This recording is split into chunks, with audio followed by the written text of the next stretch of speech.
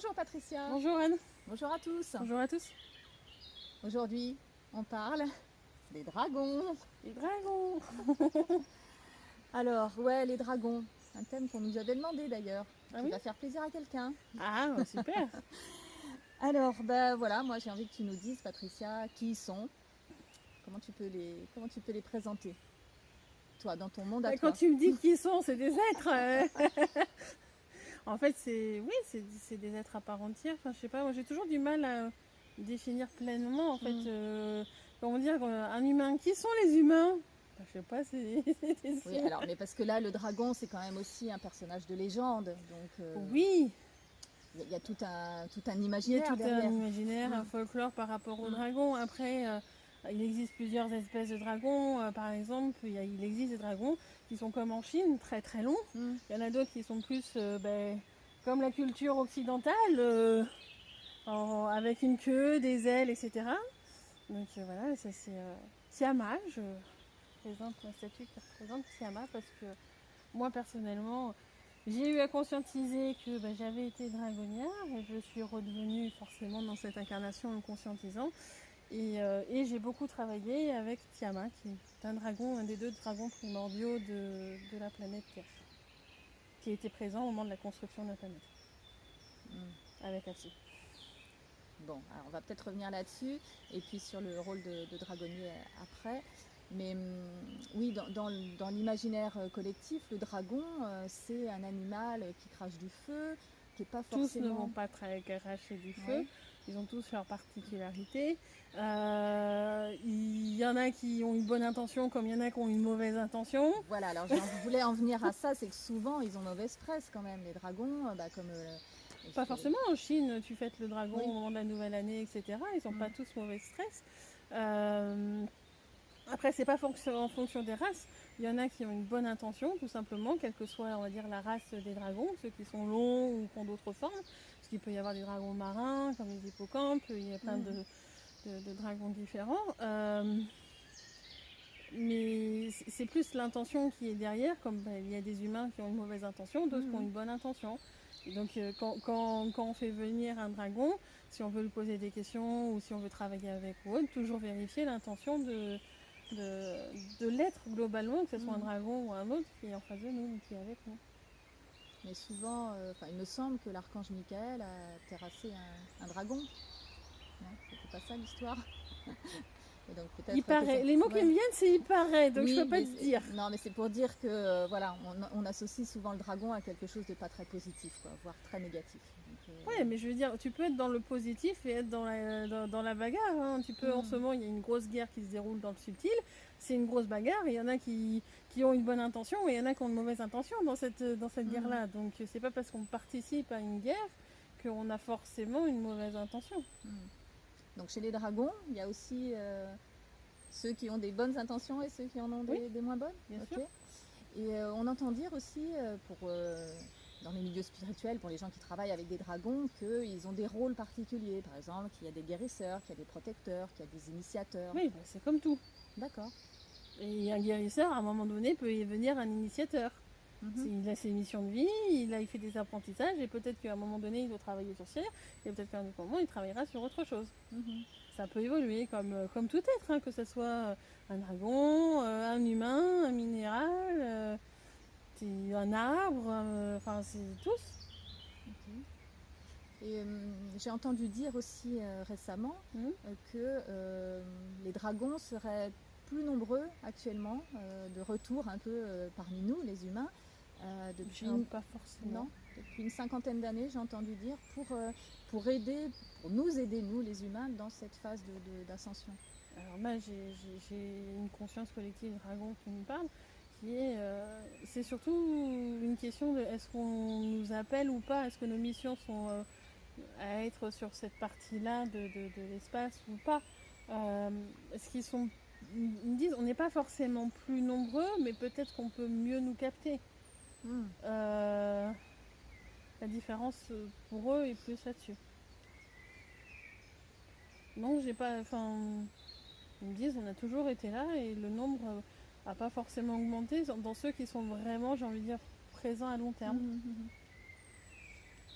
Mais donc, est-ce qu'ils ont un rôle particulier à nos côtés pour nous aider, pour nous accompagner, Et comme tout être, D'accord. que ce soit un dragon, un minéral ou autre chose, à un moment donné, s'ils sont à côté de nous, c'est qu'il y a forcément une collaboration qui va se faire ou un échange ou quelque chose. Et donc du coup, à partir de ce moment-là, oui, il y a un rôle. Mais c'est pas lié spécifiquement au dragon en fait. D'accord, ok. C'est comme tout être. Mhm. Si ça, c'est très bien que moi je sais très bien que j'ai fait des soins sur Tiamat comme Tiamat m'a fait des soins, que j'ai fait des actions en collaboration avec elle où dans le subtil j'étais sur son dos et puis je vaguais, voilà. Enfin, on peut avoir plein de rapports, j'ai envie de dire, collaboratifs différents, Mhm. que ce soit un dragon ou peut-être, encore une fois. Parce qu'au final, je travaille aussi avec les aides de la nature et autres. Hein, donc, Mhm. pour moi, en tous les cas, je ne différencie pas les dragons d'un autre être. Sur ce point-là. D'accord. Alors, est-ce que peux nous parler du rôle de dragonnier, de dragonnière en l'occurrence? Ça consiste en quoi? Souvent, les dragonniers, au moment de l'initiation, en tous les cas, de dragonnier, tu vas recevoir un œuf de dragon. Ah, Et tu vas vraiment comme tisser un lien très particulier avec les dragons parce que tu vas devoir être à l'écoute dès qu'il est en formation, entre guillemets, parce que quand il est en œuf, il est en train de se former. Et donc du coup, tu as vraiment ce lien très fort. J'aime pas utiliser le terme lien, donc j'essaie de trouver un autre terme, mais tu as vraiment ouais, j'arrive pas à trouver un mot français qui correspond, mais c'est pas un lien comme on l'entend comme ça. Hein. C'est vraiment comme une forme de télépathie, j'ai envie de dire, très forte avec les dragons. Vraiment quelque chose comme de l'amitié très fort aussi avec eux qui va se faire. Et donc du coup, tu vas appréhender chaque étape de leur formation petit à petit, en fait. Et petit à petit, du coup, ben, j'ai envie de dire, c'est comme un cavalier sur son cheval. Tu vas vraiment rentrer en osmose avec lui. Et donc après, bah, tu vas travailler avec lui sur différentes choses. Une goutte qui tombe. Je vérifiais que c'était pas autre chose. Mais voilà, en fait, c'est comme un cavalier sur son cheval, en fin de compte, où tu as vraiment un rapport particulier qui va se faire entre l'humain, du coup, donc, et puis donc, le cavalier dans le cas d'un cheval, et l'animal ou l'être qui est à côté. mais quand tu dis que tu reçois l'œuf, ça veut dire que ses parents, donc Oui. il a des parents, qui te confient Oui. leur enfant. D'accord. Et il reste pas loin en général. Oui, d'accord, d'accord. Okay. En général, c'est eux qui les couvrent, mais toi, tu as le droit de visite, tu as le droit de venir. D'ailleurs, j'ai même demandé de venir régulièrement le voir, etc. D'accord. Mais je vais poser une question totalement stupide, mais est-ce que c'est pas la même relation, je vais pas dire le lien, mais c'est pas la même relation qu'avec un animal de compagnie? Non, c'est pas tout à fait pareil. Parce que un dragon, d'une certaine manière, est beaucoup plus autonome qu'un animal de compagnie. C'est pas pareil. Je sais pas comment le définir. Je perçois la différence, mais c'est compliqué à expliquer avec des mots. Ce sera plus une question amie, alors que dans l'animal de compagnie, il y a une certaine dépendance qui se fait par rapport à l'animal et l'humain. Tu vois ce que je veux dire?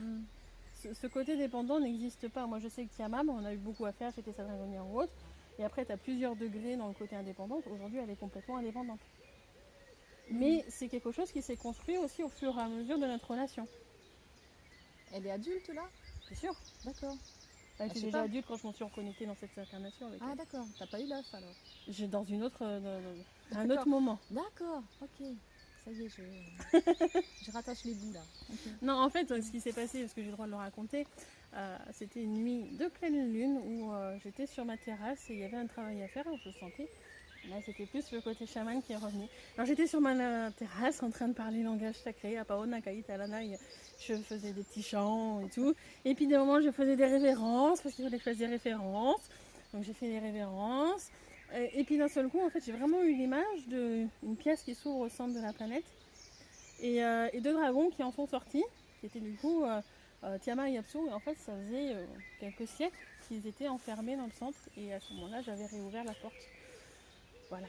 Et donc c'est là où j'ai repris le travail collaboratif avec elle dans cette incarnation. Tiamat et Apsu, c'est les deux dragons primordiaux de la planète Urantia du coup, parce que c'est les deux dragons qui étaient présents et qui ont participé à la création de la planète. donc un mâle et une femelle? Oui. D'accord. Et que devient Apsu? Mais c'était pas en couple. Ok. Apsu, j'ai juste le droit de donner son nom, là il veut pas en dire plus. D'accord, ok. D'accord. Et il a un dragonnier? Oui. Bon, on n'en saura pas plus. On en sait déjà pas mal. Ok, donc les dragons primordiaux. Oui. Il y a une légende qui existe, je sais qu'à l'époque je l'avais trouvée sur internet. Mhm. Ok, ça me laisse perplexe.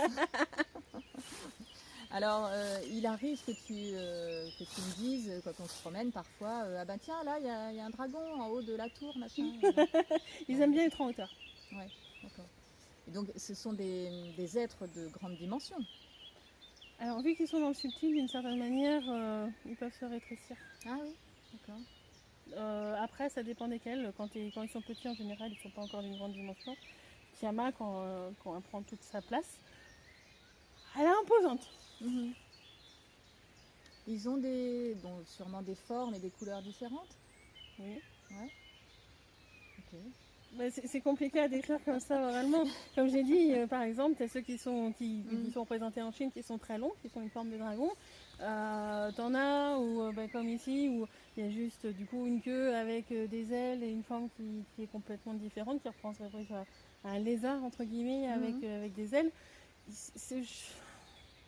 Il y a une troisième forme, mais on ne la croise pas forcément sur cette planète. D'accord.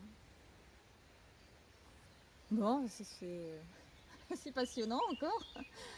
Est-ce que, pour terminer, est-ce qu'il y a, je sais pas, est-ce qu'elle aurait un message pour nous, Tiamat? Elle dit considérez-nous juste comme des êtres normaux, sans particularité spécifique. On a nos missions, on a nos chemins, mais on est des êtres normaux. Et il faut juste nous considérer comme tels. C'est pas la forme qui fait la personne. C'est ce qu'elle veut dire. Ok. Alors je sais que Tiamat a une autre truc, mais on va aussi en parler sur la vidéo de l'exercice pratique avec le dragon qui suivra. C'est que certains ont fait soi-disant des recherches d'informations sur Tiamat en disant que c'était des planètes et autre chose. Et que du coup, pour elle, ça lui a causé beaucoup de tort dans le subtil. Elle a fait beaucoup de demandes en justice par rapport à ça. Parce que Tiamat est un dragon, elle le dit assez fort. Et que du coup, en fait, quand comme ça, un être humain se met à déformer une certaine vérité, parce qu'il la capte de manière déformée, mais qui n'a pas forcément vérifié l'information, et ben en fait, à ce moment-là, ce qui se passe, c'est que pour elle, dans le subtil, et ben, il peut y avoir comme une modification de son corps. Parce qu'il y en a, surtout quand c'est diffusé à grand nombre et que beaucoup vont le penser, l'être humain a une partie créateur. Et à partir de là, la pensée va déformer les choses. Et donc il va y avoir dans le subtil un égrégore Tiamat égale planète, alors qu'en fait dans le subtil Tiamat est un dragon. Donc du coup ça fait une transformation de son corps un petit peu. Et elle, du coup, elle est obligée de faire des demandes en justice de son côté pour que les choses soient rétablies. Et du coup, elle en a un petit peu marre, un petit peu beaucoup, que certains pensent que Tiamat est une planète. Mais il ne pourrait pas y avoir deux êtres qui s'appellent Tiamat? Non? D'accord. En fait, Tiamat, c'est vraiment son nom dans le subtil de base. En fait, chaque être va avoir un nom qui est dans le subtil. Son nom peut même varier en fonction du niveau où on va capter. En fait, le nom est là, dans ce cas-là, en fonction de la vibration de l'être. C'est pas comme sur là où on va avoir 3 ou 4 Patricia dans une même pièce, etc. Là, c'est un nom qui est donné, qui va avoir une certaine résonance en soi. L'autre, c'est plus ce que tu dégages qui fournit un nom. C'est pas la même chose. Et quand tu vas citer un nom juste comme ça, dans ce cas-là, ça veut dire que tu vas aller plus sur la vibration qui concerne ce nom, à quoi c'est reporté. À part quand tu précises et que tu penses à une personne en particulier et que tu sais que c'est Anne Gaudin, par exemple, et c'est Anne, quoi. Anne qui est en face de moi. C'est tout. Mais par contre, des ânes, il pourrait y en avoir plusieurs. Mais du coup, c'est une définition dans la matière. Dans le subtil, au même niveau où il y a le nom Tiama, le tien serait Hohohokai. D'accord. Et si on dirait Hohokai, et ben ça ferait référence à toi directement.